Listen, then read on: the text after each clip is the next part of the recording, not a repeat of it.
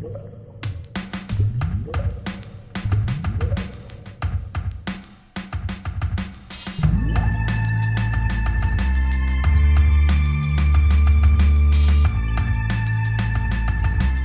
everybody, welcome to Board Online, Board Offline. Today we have our top 3 most played games of March. Now before we get into this video, I do want to mention our sponsor, StoneValleyGames.com. This is your friendly, distant game store. They have a lot of great things going on over there. Eric and Winnie have really done a great job building this thing up.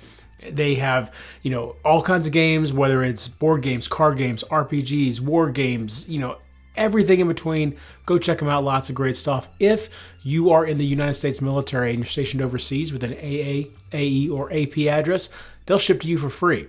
If you live in the United States, the continental United States, and you order $100 or more for them, they'll ship to you for free. And they also have a loyalty program. So be sure to go check all of that out. Lots of great stuff. There's a link in the description below.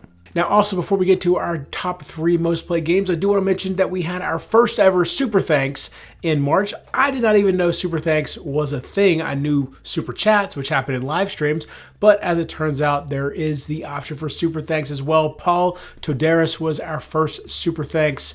I really appreciate that very much. Thank you for the Super Thanks, Paul.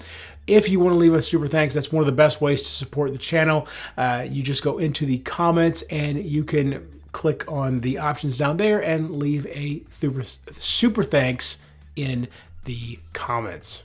All right, so now let's get into the top 3 most played games of March, starting now. Okay, number 3 was Australia. This was the first time I'd ever played Australia. Got 2 plays of it in March, and at least 1 or 2 more so far in April. This is, I played it solo so far, but you can play up to 4 players, and it's a competitive game where so you are playing against the other players. There's a point track. You're in you're in Australia, and it's kind of World War II time frame, but Australia has been invaded or infested, whatever you want to call it, with the old ones. We're talking Cthulhu, Shoggoths, all those guys. And at a certain point, once you hit 21 hour, or basically there's a time track, and when you hit a certain point on the time track, 21 times, somewhere around there, the old ones start taking turns as well, and you actually are competing against them. And so either one of the players will win or the old ones will win. So it's possible that no one wins. No player wins, and you're building railroad tracks, you're mining, you're farming, and fighting the old ones at the same time. It's a really, really cool concept, a really cool game. That's Australia. Australia. Now, number 2 is Madara, also with 2 plays. It's ranked slightly higher only because we played more total hours of this one. Madara is a massive campaign game. We're a little over halfway through it. My group and I, our plays have slowed down because we've been having trouble getting together.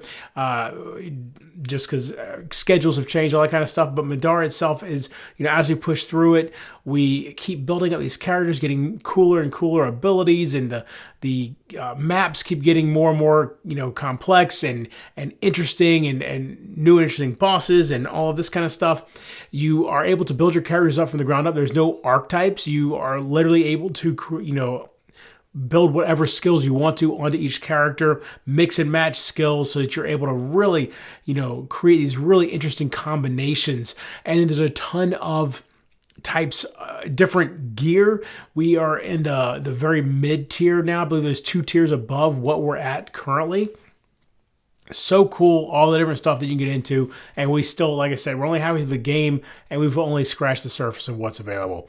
And number 1 is Root with 10 plays. This one really got hot last month. I played it a couple times with a buddy down in the southern part of the state, and then here at home I played with my 7-year-old who really took to playing the marquee. She got really good at that, able to understand some general strategies there, which blew my mind. And then also played against one of my buddies from my game group here as well. So got 10 plays of Root. A highly asymmetric game. All these plays of it make me want to get additional expansions for it. I've got 2 expansions currently, but I need to get the 2 additional ones I don't have. The way you win the game is by getting to 30 points, and that ends the game immediately. every faction is trying to get to those 30 points, but each faction gains points in entirely different ways. The Marquis gain points by building buildings. And every time they build a building, they immediately get points for that. The Eerie, on the other hand, they get points at the end of the round for every roost they have out on the board. The Woodland Alliance gets points for, blowing stuff up, but then also for putting out sympathy tokens because they're trying to garner sympathy for their cause. And then the Vagabond goes around, making alliances, breaking alliances, and gaining victory points through all of that as well. Just this individual one person going around the board, whereas everybody else has entire factions they're dealing with. Pretty cool. Love Root. It's a fantastic game, and I'm hoping to get a lot more plays of it in soon. Again, with 10 plays.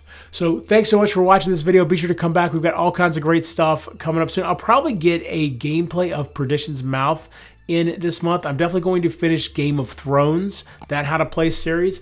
I'm halfway through scripting the next part of our Aeon's Trespass Odyssey How to Play series.